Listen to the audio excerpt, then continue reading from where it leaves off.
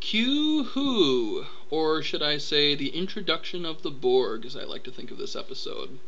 Probably one of the most famous episodes of the second season, and definitely the one with the most recognition out of all the episodes of Season 2 of Star Trek The Next Generation. Anyhow, Q-Who originally aired on May 6, 1989.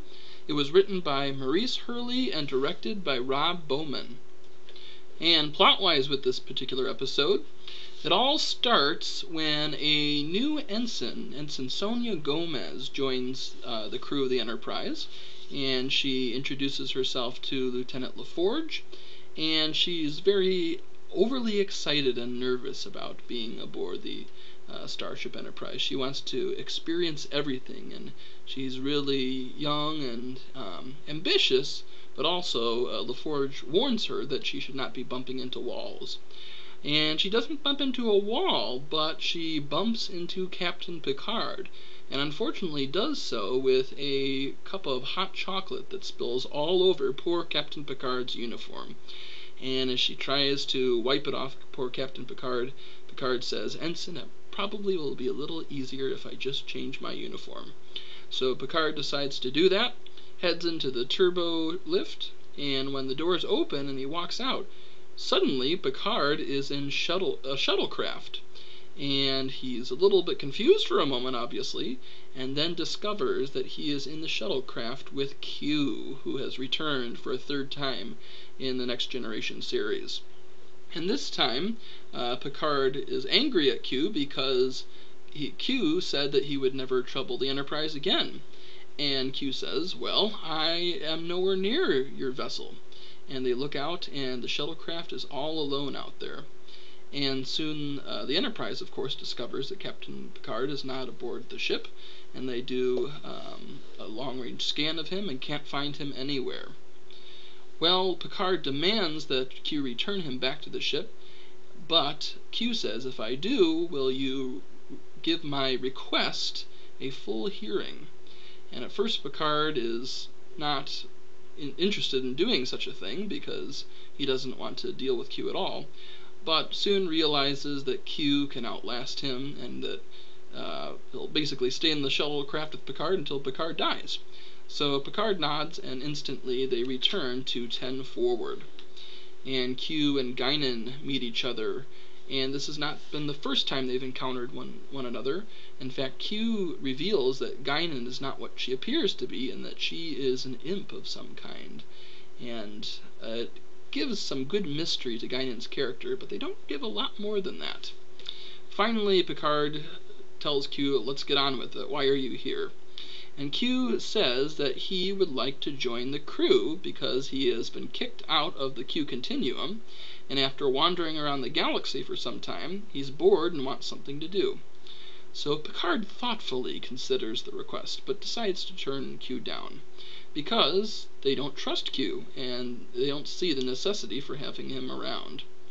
And Q decides to show Picard what's out there, and that they're not prepared for what awaits them. Picard insists that they can't be prepared, but they are ready to face it. And Q laughs at their ignorance, and immediately he snaps his fingers and transports the Enterprise a distant 7,000 light-years away. Q has some parting words, and then he disappears. Now, having been in this area before, Guinan warns Picard to start back now. And instead, of course, Picard ignores her advice and decides to survey a few planets while they're in the area. And when they reach the first planet, sensors show that all the machine elements have been ripped from the surface. Now a cube-shaped spaceship appears. As you can see, it's the same cube that we see in this picture, and it is the Borg, the humanoid race, and they have managed to combine themselves with artificial intelligence. Now the Borg act as one collective mind with their only purpose to improve themselves. Now they do this by appropriating any technology they deem interesting, and they decide that the Enterprise is an interesting object. So the Borg decide to send a scout to survey the offensive and defensive capabilities of the Enterprise, and when the scout begins draining power from the ship, Worf kills him with a phaser, but then a second scout appears and continues the job. Now this one has a personal shield that defends him from phasers, and the pattern basically continues from there. Now in the first battle, the Enterprise manages to damage 20% of the Borg ship. Not too bad. In the meantime, they decide to go over and explore the Borg ship. Guinan warns them not to, but again, they don't listen to Guinan and beam over. And they inspect the ship. They even discover that there's a Borg nursery, which is pretty interesting.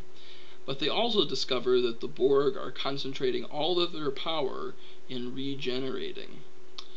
Now, they get back into a battle after the crew makes a hasty beam out back to the Enterprise. And in this battle, none of the Enterprise's weapons are effective. The Borg have adapted and know how to defend themselves now against the Enterprise's weapon. Q once again appears and taunts them, and it appears that all is lost. The Enterprise is trying to flee at maximum warp capability. They try to fire photon torpedoes with no effect. And Q says, "Admit it, Picard, you're out of your league." And Picard realizes that he has no choice but to recant and passionately admits that they need Q. So Q smiles, snaps his fingers, and returns them to 7,000 light years to their former position in space. And Picard says, "I understand the lesson that you're trying to teach me, Q, but I don't think it should have cost me the lives of my crew." And Q basically has a great line, which I want to say here. And the line says, "If you can't take a little bloody nose, maybe you ought to crawl back home and crawl under your bed. It's not safe out here. It's wondrous, with treasures to satiate desires, both subtle and gross. But it's not for the timid." And basically at the end of this episode, Picard talks with Guinan and says, maybe Q did the right thing for the wrong reason. And basically he says that what they needed most, perhaps, was a kick in their complacency. And Guinan points out, since the Borg are aware of their existence, they will be coming. And they can bet on that for sure. And that is the introduction of the Borg, and we will see them in many more episodes of Star Trek. And that is the end of this particular episode. Now, this is probably one of my favorite episodes of the earlier part of Star Trek The Next Generation. Definitely my favorite for Season 2, I'll say that right away. And I think it's, as I said before, it's one of the more well-known episodes of Season 2 as well. And I have to give my hats off to Maurice Hurley, who wrote this episode. There, as I have mentioned in previous reviews, Maurice was, as one of the producers, he had a lot of conflicts with the other writers as kind of the supervisor over all of these writers in all these episodes. And some of the other writers were unhappy that they didn't get a lot of their ideas put onto Star Trek because they were overruled by Maurice. But here Maurice shows that he himself has a good sense of how to write a great episode. And this is certainly one of them. It's interesting that this episode even got past Gene Roddenberry, who in the past did not seem to like to have villains who were basically had no silver lining with them. Basically, this is an indestructible force that has no remorse. They just go on and come at you until they get what they want. But you have to also think about the fact that Gene Roddenberry was looking for a new villain in The Next Generation. His whole thought process, as I've said before, is that he just didn't want to have another Star Trek which just dealt with the Klingons and the Romulans. And they tried to do that in first season with the Ferengi, and the Ferengi do turn out to be an interesting alien species, but they were certainly not threatening enough to be the kind of the new arch enemies of the Federation. And the Borg certainly are a menacing group, and they certainly work well here. So hats off to Maurice Hurley, and I'm glad that Gene approved of this episode as well. Some other notable figures, of course, John Delancey is back as Q, and he has some of his best lines, as you heard me quote that last one there. This is a great episode for him, too.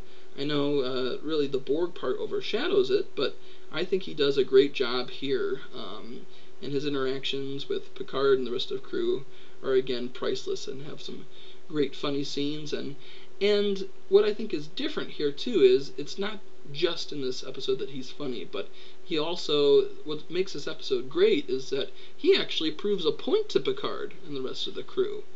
And so there's that extra layer in there with his character and his performance that makes this really good. So I enjoyed that too.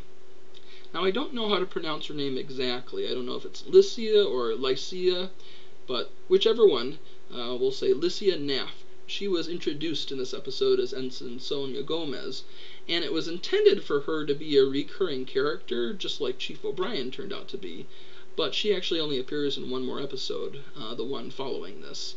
And I'm not really sure why that's the case. I don't know if she just decided she didn't want to be a part of a regular series, or if the writers or producers just didn't like the way her character was going, but it's too bad. She is well known for another brief cameo in the motion picture Total Recall, the one with Arnold Schwarzenegger, and she plays an alien who has 3 breasts. Some of you who have seen that movie remember that part pretty well. But that's what she's most well known for, besides being Ensign Sonia Gomez of Star Trek The Next Generation. And she has done a number of other things before this, appearing in some TV shows and a few movies too. Now, Q-Who went on to be a $50,000 over-budget episode, and at one point had an 8th day of shooting arranged, although this was actually canceled because there was so much going on here. And the overspending on this episode in Elementary Dear Data resulted in the budget-saving production of The Clip Show, which was the last episode of the 2nd season, which was Shades of Grey. So that's really why that happened.